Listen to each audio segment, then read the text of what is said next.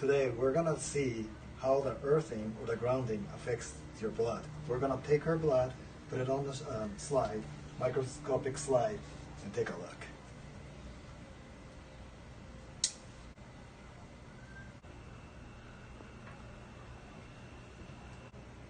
As you can see, all her red blood cells are stacked up.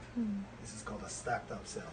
And see, let's go see if the earthing can help improve a little.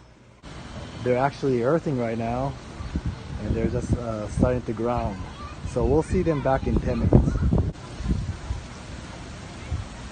Let's see how the earthing or the grounding has affected her blood.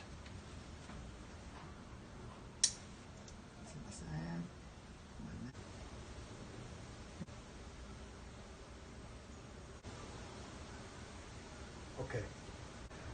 As you can see, the blood, before and after the earthing is obviously changed.